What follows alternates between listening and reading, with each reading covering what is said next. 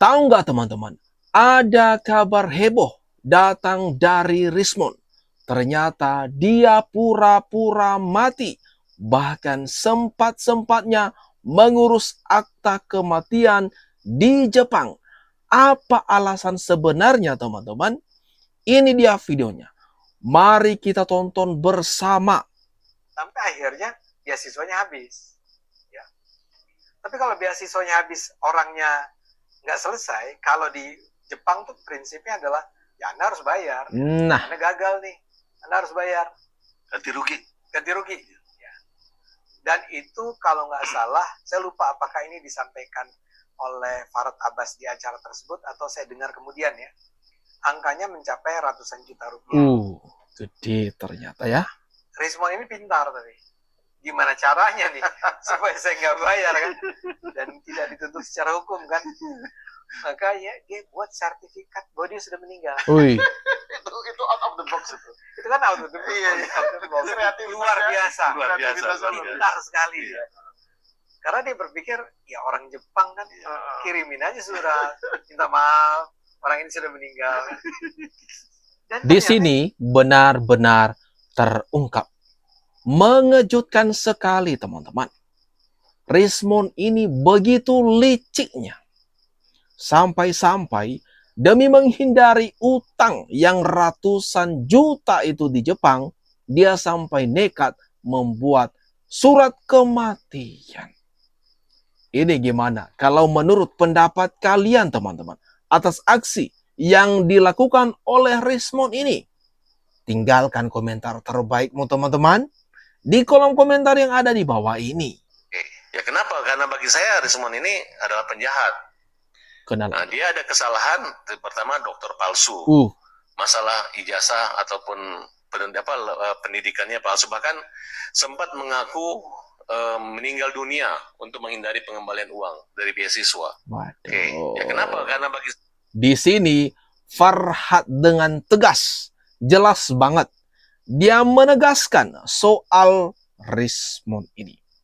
Demi menghindari utang di pemerintahan Jepang, gegara gagal tuh yang awalnya beasiswa, tetapi karena ia gagal, maka aturan di sana dia seharusnya mengembalikan atau membayar uang mahasiswa itu atau uang kuliahnya itu. Tapi akal-akalannya gimana teman-teman? Dia sampai-sampai mengurus sertifikat atau akta kematiannya. Mengaku meninggal dunia supaya menghindari pengembalian uang beasiswa. Ini gimana nih teman-teman? Menurut kalian? Jangan selama ini yang kita ributin, yang Anda ributin memang ijazah yang palsu. Waduh. Bukan yang asli yang punya Pak Jokowi. Makanya sekarang yang asli itu keluarin kan begitu Di dikeluarin. pengadilan dong. Sudah enggak, kemarin aja kan katanya asli itu yang keluarin. Iya. Itu lihat saya udah lihat palsu itu udah Nah, jelas. itu udah pasti. Udah Karena jelas. saya sudah menduga pasti Udah ketika jelas. diperlihatkan, Enggak, udah pasti jelas. itu yang akan keluar. Memang. Jadi ketika nanti dia ajukan lagi BRIN, UI, ini kan Memang sudah yang masuk. prediksi Anda akan sama. Prediksi saya akan sama karena memang menjadi tujuannya adalah membangun opini untuk mendiskreditkan Pak Jokowi. Waduh. Omongannya begini, Itu jelas pasti itu. termulai Jadi kan apa saya pun juga nggak begini. usah lah pakai diksi itu. Iya, Jadi jelas. Mereka apapun bangga kok pakai apapun perpul. ya, Itu bangga. yang disampaikan maupun selogik apapun itu akan menjadi tidak logik karena tidak sesuai dengan kepentingan. Karena termul nggak punya Iya, logika. itu. Tapi begini, dengan logika yang sama seperti yang saya tanyakan ke Mas Roy Suryo tadi, bahwa seseorang akan melihat apa yang dia mau lihat. Anda juga bisa begitu dong. Iya, Anda boleh. hanya bisa Makanya melihat saya sudah apa yang ngomong. Anda yakini kan. Makanya saya bilang dong, sudah. Sekarang ini sudah jadi tersangka. Insya Allah bentar lagi limpah kan gitu ya, setelah proses ngambil keterangan soal saksi meringankan dan lain sebagainya, bertarunglah di peradilan. Kan Oke. begitu ya. Nah ketika bertarung, nah kan nggak mau tuh. Kita ini kan nggak mau. Di sini Roy Suryo sangat jelas teman-teman. Begitu ketakutan kalau sampai masalah ini, perkara ini masuk pengadilan. Padahal dia yakin sekali dan berulang kali menyebutkan kalau ijazah Bapak Jokowi itu palsu. Habis-habisan Roy Suryo dikuliti Bang Semar. Dan ini bukan kali pertama teman-teman.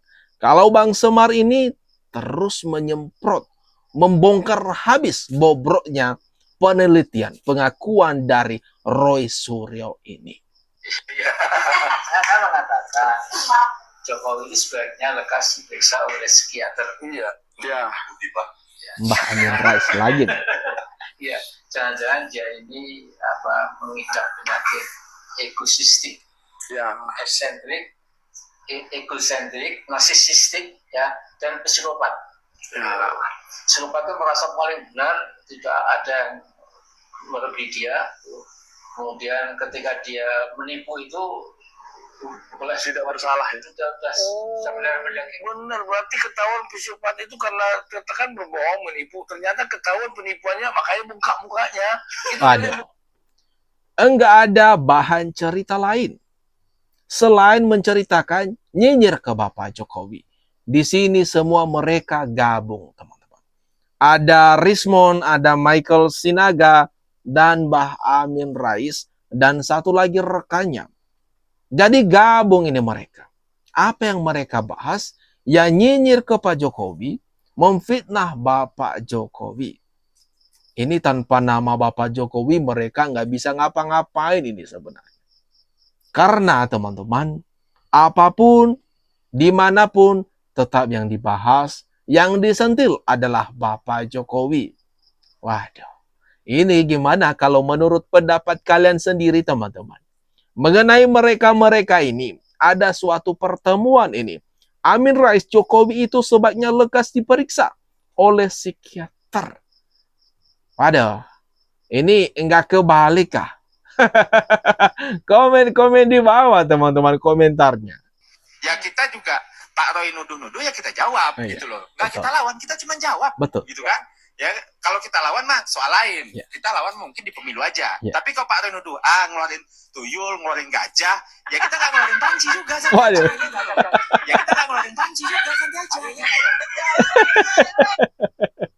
Bang Faldo di sini benar-benar menyekat emat Roy Suryo. Kita tahu bersama kalau dengar panci, kata panci, Roy Suryo langsung sensitif teman-teman.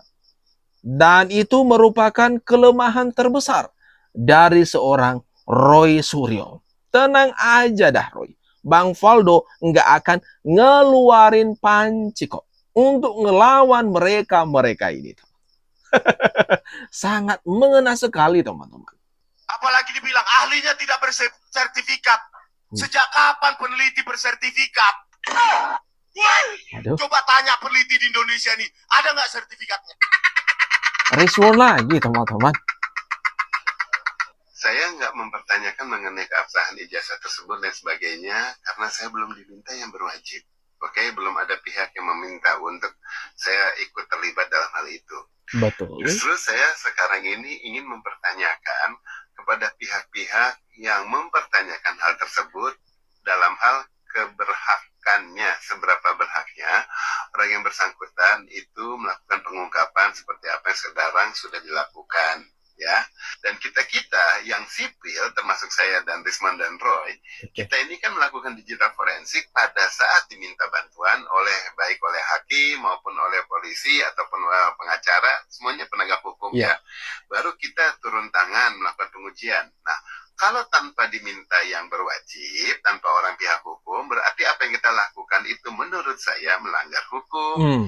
Karena kita menjadi orang sipil biasa, cuma memang mempunyai kemampuan untuk melakukan penelusuran, untuk melakukan pengujian digital, dan lain sebagainya. Ya kan?